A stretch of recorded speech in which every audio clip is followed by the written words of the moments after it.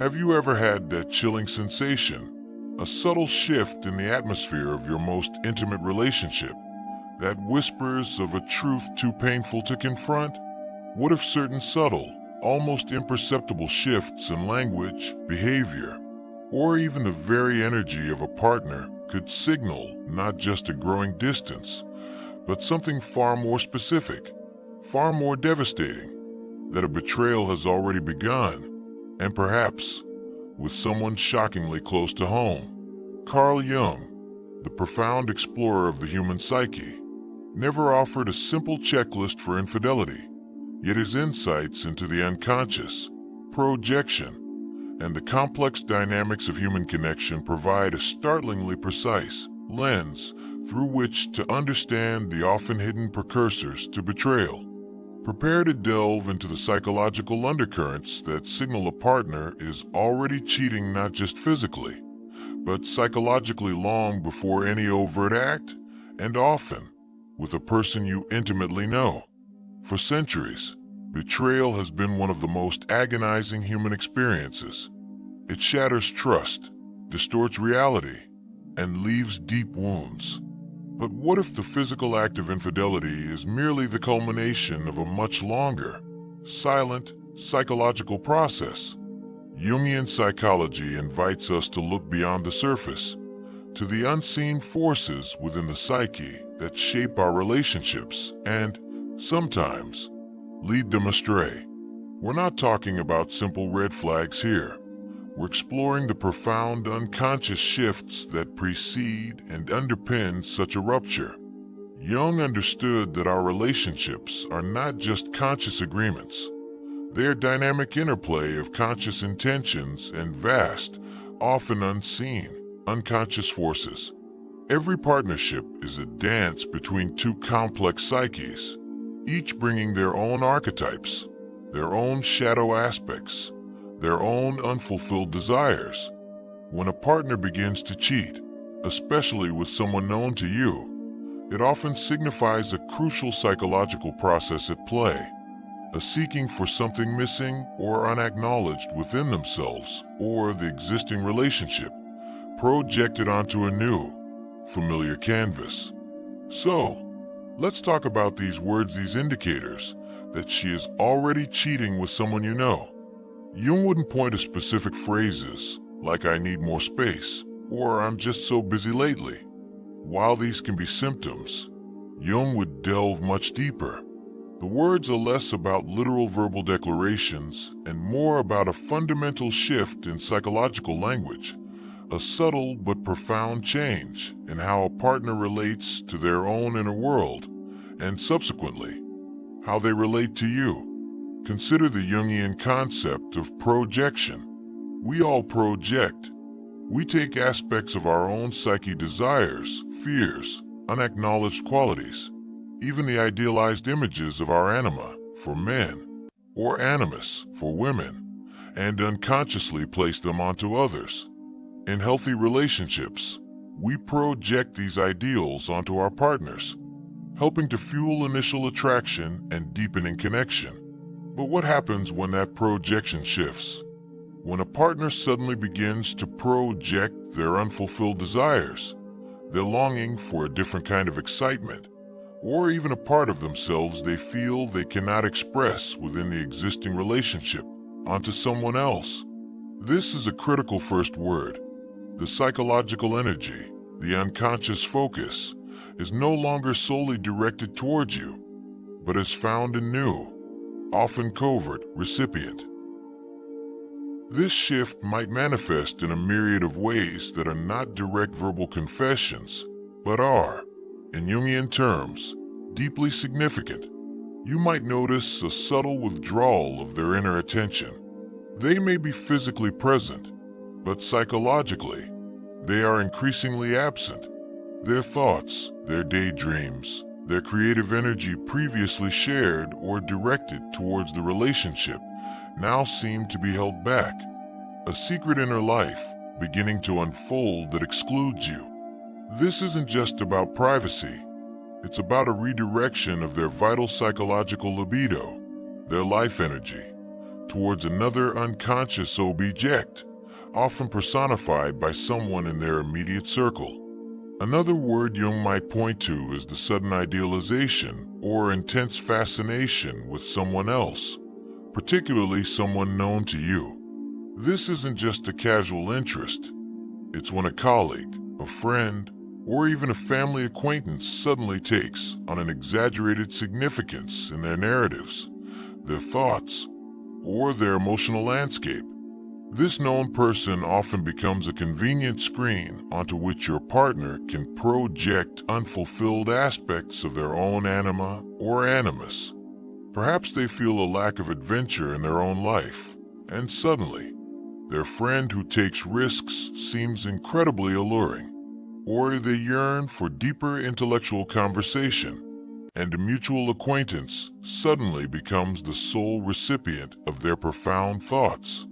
This isn't just admiring someone, it's unconsciously seeking psychological completion through them, often because that aspect feels stifled or unacknowledged within the primary relationship. Furthermore, pay attention to the emergence of the shadow in this dynamic. Infidelity, even psychological infidelity, often stems from unacknowledged aspects of one's own shadow. These are the desires, impulses, and traits that we deem unacceptable and repress. For instance, a person who rigidly adheres to a moral code might have a repressed desire for spontaneity or transgression.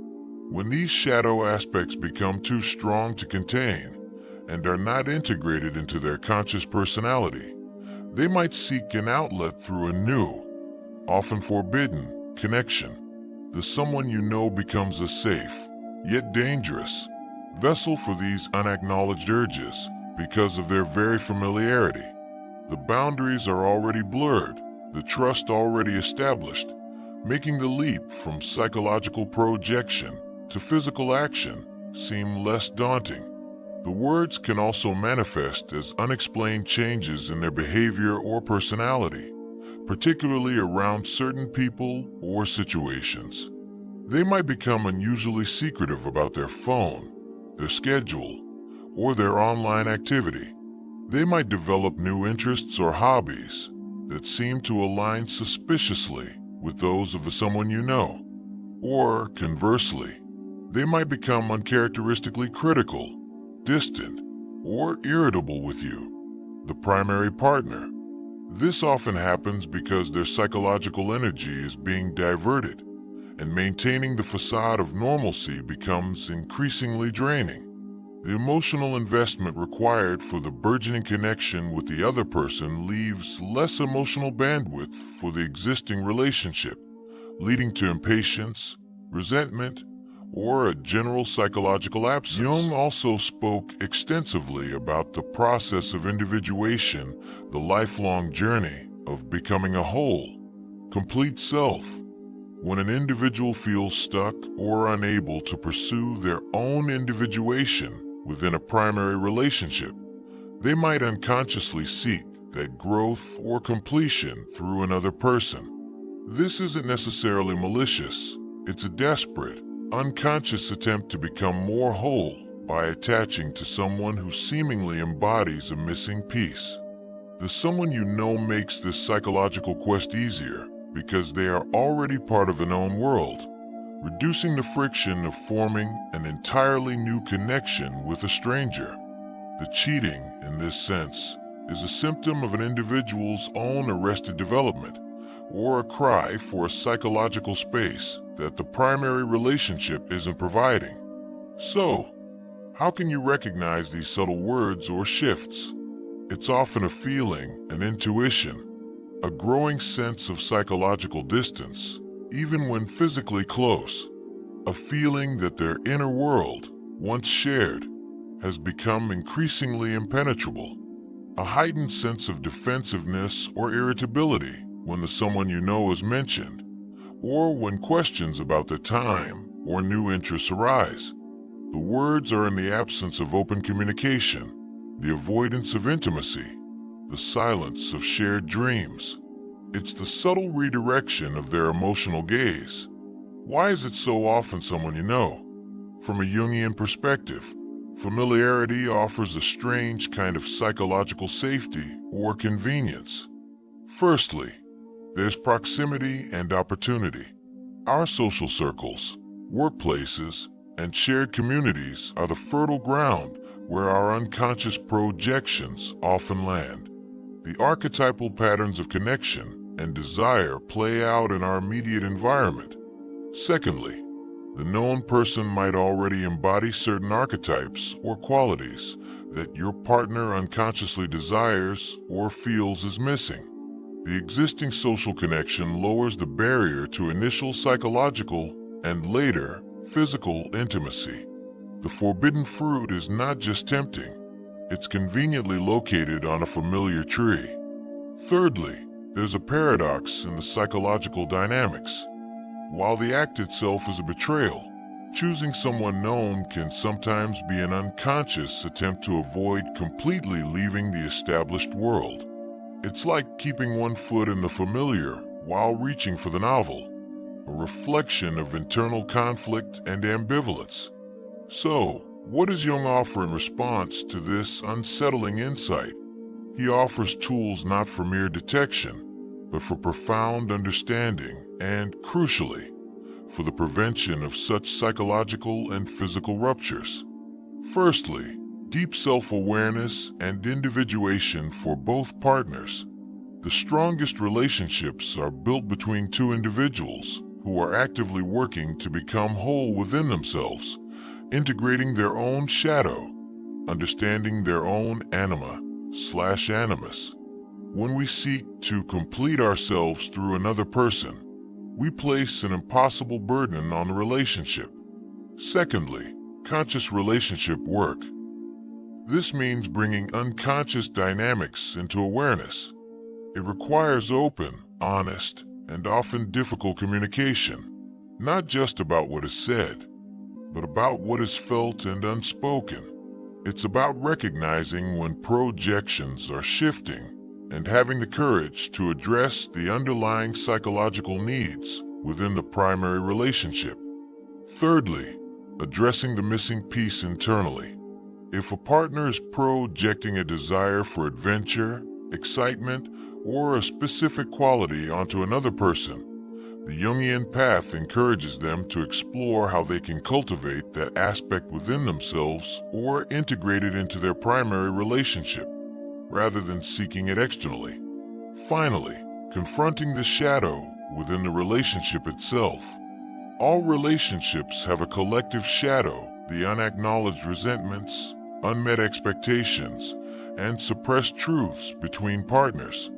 When these are ignored, they fester and can create the psychological space for a third party to enter.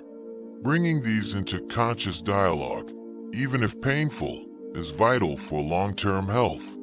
The words are not just a warning, they are an invitation to look deeper, to understand the complex interplay of conscious and unconscious forces that shape our most intimate bonds. They are a call to acknowledge the profound psychological shifts that precede physical betrayal, and to recognize that such acts are often symptoms of deeper unmet needs or unintegrated parts of the self. Carl Jung's wisdom doesn't give us a simple solution for detecting infidelity, but it provides something far more powerful, a framework for understanding the psychological currents that lead to it, and crucially, a path towards cultivating relationships of greater consciousness, integrity, and wholeness. By understanding the language of the unconscious, by owning our own projections and our shadow, we gain not just clarity, but the profound capacity to build relationships that are truly resilient, deeply authentic, and less susceptible to the devastating silence of unspoken betrayals. So, as you reflect on your own connections, consider the unspoken words, the subtle shifts, and the profound psychological dynamics at play. Are you truly engaged in the conscious work of your relationships?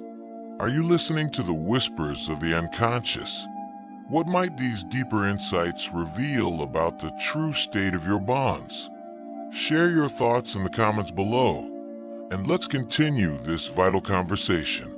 If this exploration resonated with you, please give it a like and subscribe for more profound insights into the human psyche.